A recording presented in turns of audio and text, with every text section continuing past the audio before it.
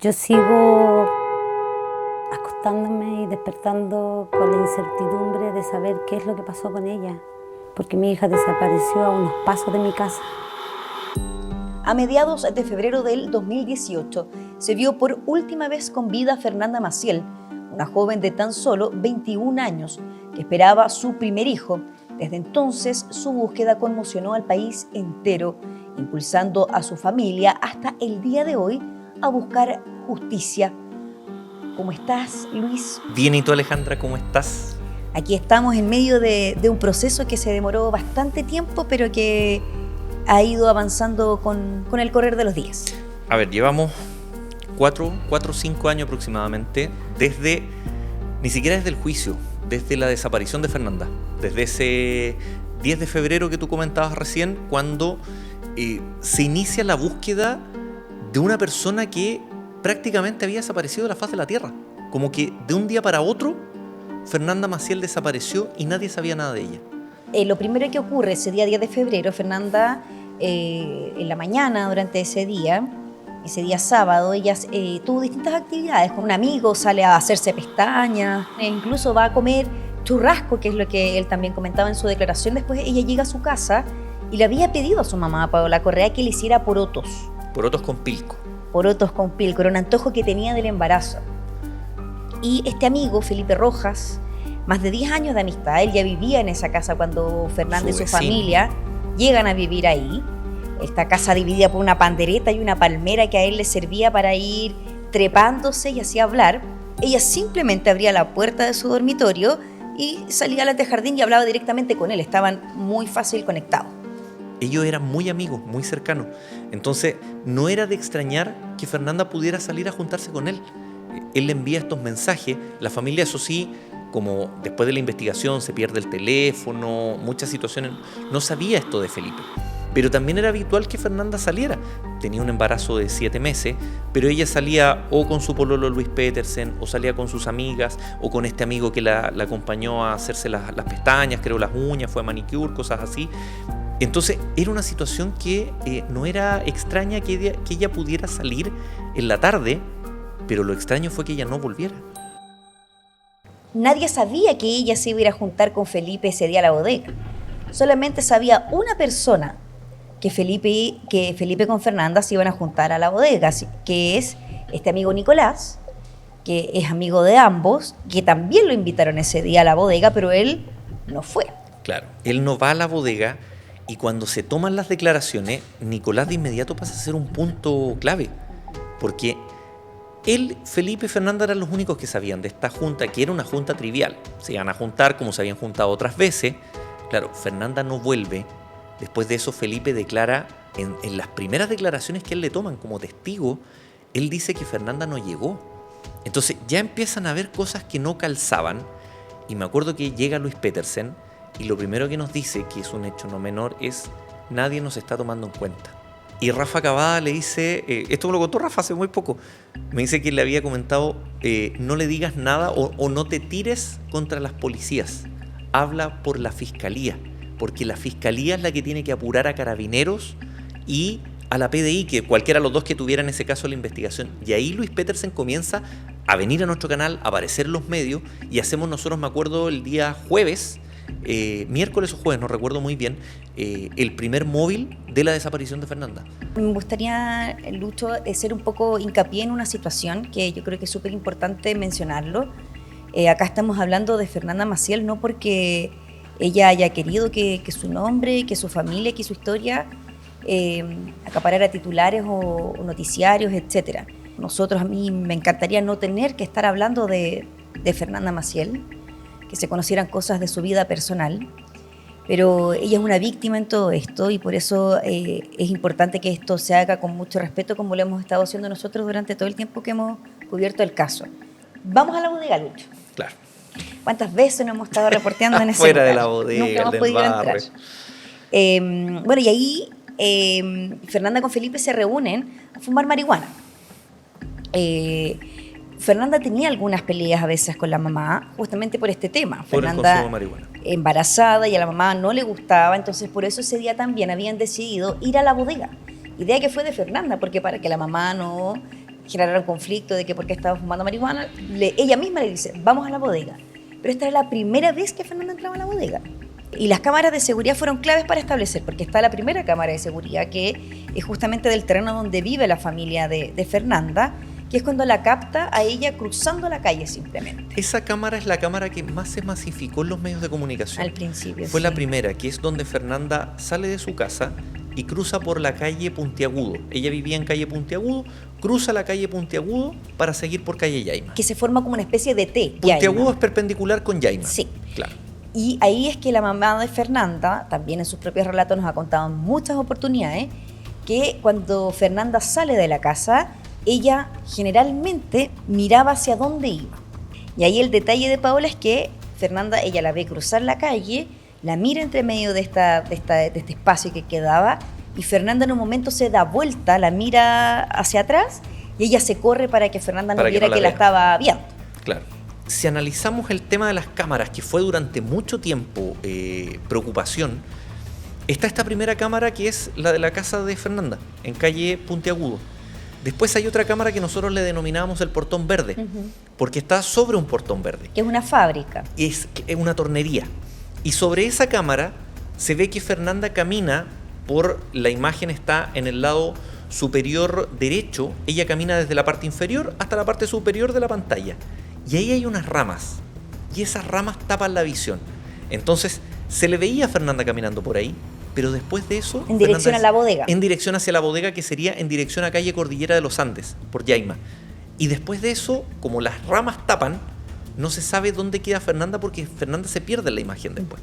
Y ahí era donde estaba el famoso punto ciego. Incluso en algún momento se habló de que, ¿te acuerdas, Lucho? Ahora me acuerdo de eso, de que había un auto estacionado por calle Yaima, pasada la bodega, y que habían unos tipos que podrían incluso haber tomado a Fernanda y haberla secuestrado en ese momento para robarle a Josefa, a la guaguita. Fue eso, fueron los taxis. También. Fueron el tema de las drogas, fue el viaje a Bariloche, fueron una serie de teorías que comenzaron a surgir en ese momento y que descartaban la que quizás era la que tenía más pruebas. Y yo creo que eso es lo más grave de la muerte de Fernanda, porque se le dio tanto énfasis a otras situaciones teniendo tanta prueba, porque ahora nosotros nos enteramos que había mucha prueba, sí, que habían videos, que se pudo establecer cuándo entró, cuándo salió Felipe, cuándo entró, cuándo nunca más salió Fernanda, quiénes estaban ahí. Entonces, claro, estaba eso. Las contradicciones de sus declaraciones. De las declaraciones de Felipe. No, y recuerdo un punto no menor, que también aparecen los sospechosos, lo que la familia quería ver y lo que la familia le contaban. También. La cantidad de videntes, brujos, brujas, chamanes, no sé cuántos más nombrar, que aparecieron y que contaron una cantidad de cosas. Cuando tú estuviste esa vez en ese móvil, ¿no, Lucho? Cuando se hizo la búsqueda de la Laguna Carén. Sí, ¿no? Me tocó estar en una de esas. Esa vez, cuando fueron a la Laguna Carén, fue porque a la mamá de Fernanda, una de las tantas videntes que le había escrito por redes sociales, le dio muchos antecedentes de que su hija estaba justamente en este lugar en el fondo. Paola insistió tanto que finalmente las policías se abrieron a ir a ese lugar, pero sabían que era para calmar la ansiedad de ella, de ir a ciertos lugares y de sentir como que no estaban haciendo nada, cuando ellos en el fondo sabían que no iban a encontrarlo.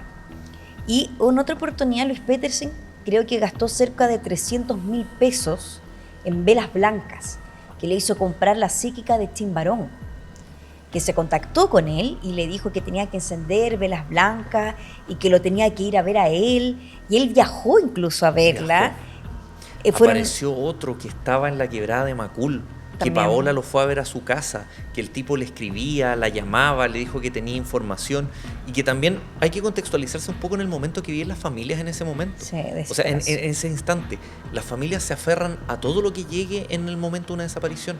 Entonces, también es bien macabro cómo estos videntes, chamanes, no sé, personas que dicen tener capacidades distintas a las de un ser humano, juegan con esa ilusión. Y finalmente, ¿qué sería de esta familia? ¿Qué sería de Fernanda si no hubiesen tenido un abogado querellante que las acompañara? Porque la fiscalía no les habría entregado información. Pedro Díaz, que es el abogado de la familia, él no cobra un peso por esto. ¿Y tú sabes cómo llegan a Pedro Díaz o no? No me acuerdo. Valentina, una de las hermanas de Fernanda, tiene a su pareja. Y esta pareja tiene un primo que conoce a don Pedro, a Pedro Díaz, el abogado. Y un día en una conversación se entera Pedro de que justamente estaba desaparecida la hermana de Fernanda, y ahí es cuando él ingresa a la causa.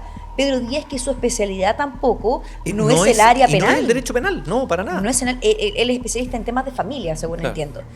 Pero tuvo que ir instruyéndose, y yo con mucha responsabilidad voy a decir esto.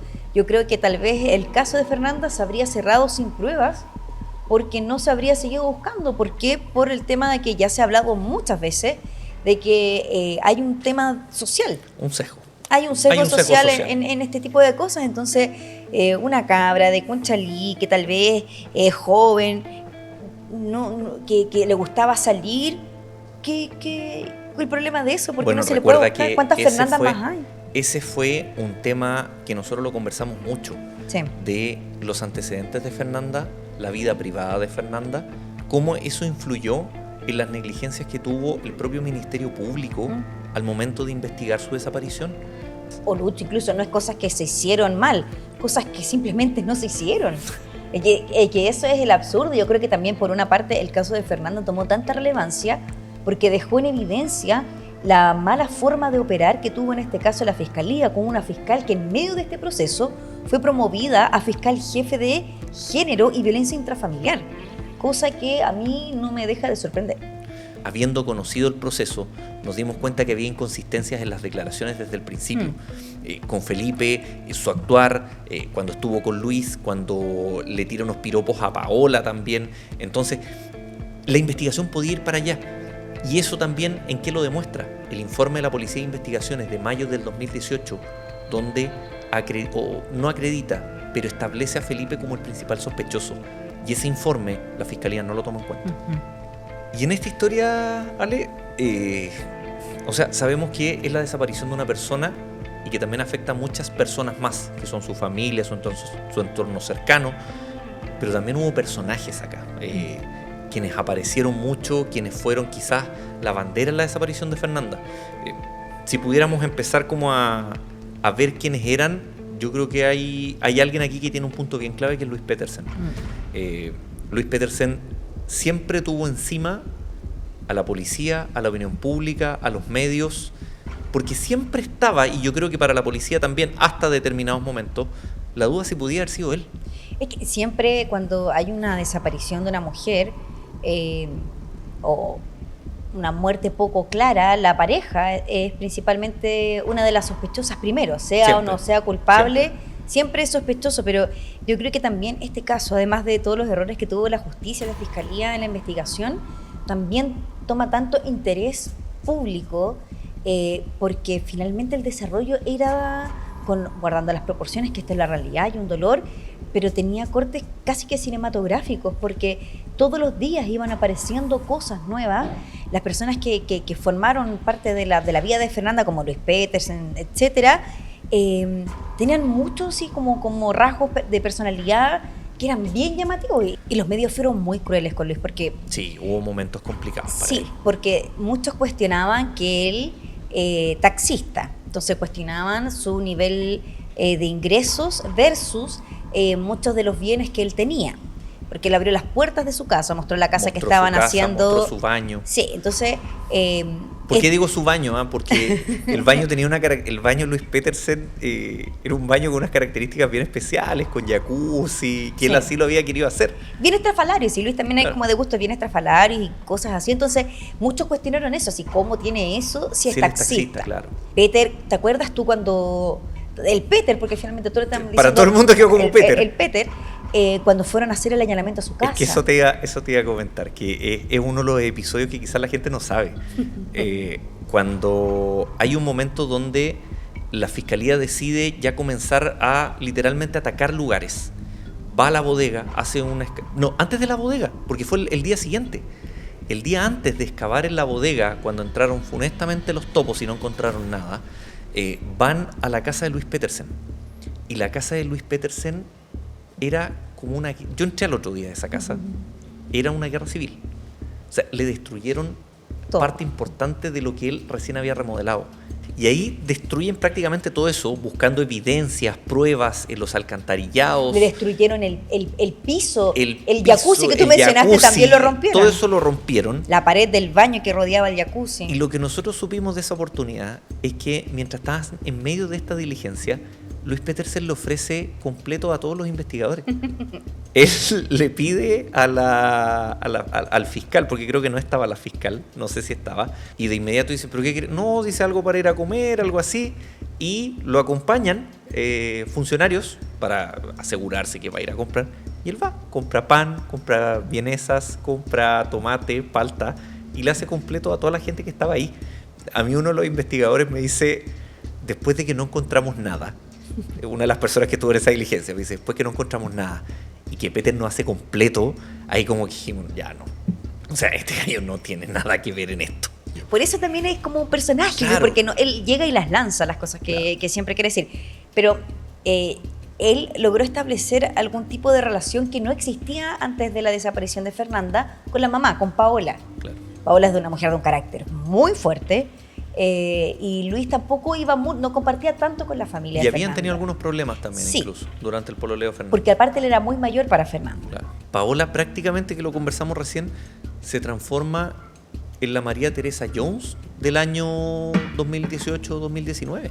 Que dicho sea de paso, la mamá de Matute Jones se comunica en un momento de la desaparición con Paola para orientarle un poco de la rudeza de los procesos judiciales que vienen y acompañarla. Y eso pasa mucho también con las personas que alcanzan una alta connotación pública por desapariciones de familiares, personas que resolvieron sus casos con anterioridad o que estuvieron en una batalla judicial, se van comunicando. De hecho, Paola en su casa tuvo un tiempo una virgencita. Que se le había regalado la señora María Teresa. Sí, una Tienes toda la virgencita razón. que la tenía al lado de la ánfora de Fernanda. Y esa virgencita tenía distintas cosas colgadas, una corbata, me acuerdo, un collar. Y esas cosas que tenía colgadas eran pertenencias de personas que habían desaparecido. Entonces Paola tenía que tener esa virgencita y después entregársela a otra familia que estuviera pasando por lo mismo, pero enviarlo con un recuerdo de Fernanda. Y eso es una tradición bien especial que se ha hecho entre las familias de personas desaparecidas. Mira, no sé si a ti te pasaba, pero yo me acuerdo cuando veía a María Teresa Jones en televisión, tú veías su expresión de angustia constante, del pecho apretado, de sufrimiento, de que ya esos ojos no podían llorar más. Yo siento que Paola en un momento encarnó eso. Tú a Paola la veías y veías la angustia en su cara, la veías constantemente. Pero ella siempre trató de estar muy contenida. A mí me pasó en varias veces que la estábamos entrevistando y ella lloraba y decía, no paremos. Y ella no quería mostrarse llorando en pantalla porque no quería que la gente la viera como débil. Como débil. Siempre se quiso mostrar fuerte.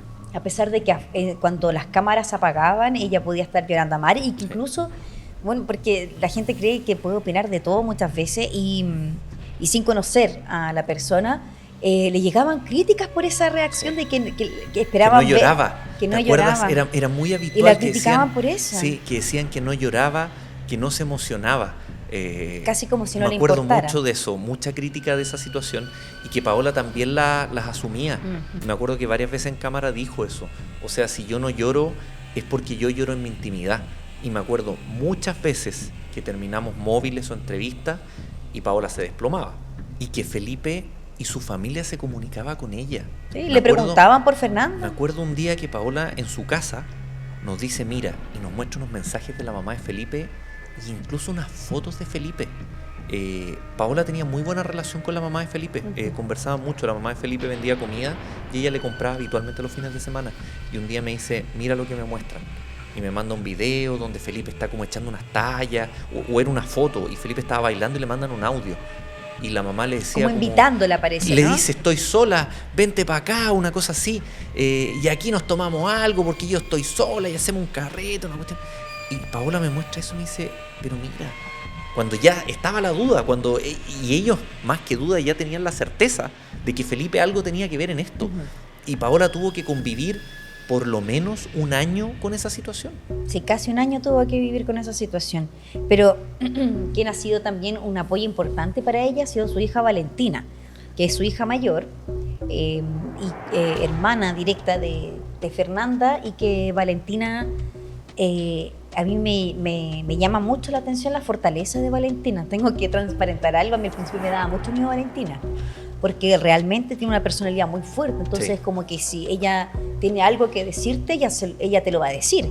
Ella ni siquiera se guardó comentarios cuando tuvieron la reunión con el ex fiscal nacional Jorge Abbott, cuando la trató mal de cierta forma y ella no se quedó callada. Y le respondió también al ex fiscal nacional, porque no habían hecho una buena pega para encontrar a su hermana. Entonces, es una mujer muy valiente, a pesar de que es muy joven, y que sin duda ahí la hemos visto durante todo este proceso ahora final. Y bueno, y para atrás también, siempre al lado de su madre. Pero hay una persona que pocas entrevistas ha dado, que es la fiscal Patricia Varas, la fiscal jefe de la Fiscalía de Género y Violencia Intrafamiliar. Una fiscal cuyo trabajo ha sido cuestionado no solamente por la prensa, sino que incluso por personas que formaron en algún momento parte de las policías. Es que ahí hay varios temas, Alejandra. Me acuerdo, la primera aparición pública de la fiscal Varas es cuando encuentran unas osamentas humanas en Huechuraba. Cerca de Espacio Riesgo. Claro, y eso es aproximadamente enero, febrero del 2019. Debe Sí. haber sido un año después de la desaparición de Fernanda. Es la primera vez que aparece la fiscal. Ella fue la encargada de, no sabemos si ella es su superior, pero ella finalmente es la cara del Ministerio Público para la familia, es quien decreta el secreto de la investigación. Un secreto de investigación que a la familia no le entregó información durante un año y algo. Hasta que, no, Lucho, en la fecha exacta cuando le abren Cuando- parte de la carpeta, parte de la carpeta. es cuando encuentran a Fernanda Maciel. Tienes toda la razón. Y además, no es solo eso, la fiscal les prohibió muchas veces hablar con la prensa. Y cuando la familia en un momento ya como que ya se aburre, y Paola, la mamá, da una entrevista al Matinal a nosotros donde ella dice, y no pasaba nada con el caso, ya estaban chata la familia, y eso fue en junio del año 2019, el mes en que encuentran a Fernanda. Paola nos da una entrevista, nosotros manejábamos una información, y cautelosos, obviamente respetuosos por no interrumpir una investigación tan seria, y Paola revela y dice, yo vi unas imágenes donde hay una persona que camina hacia la bodega con unos sacos de cemento, un balde y una escoba. Y eso le generó a la fiscal no sé si- Urticaria. urticaria.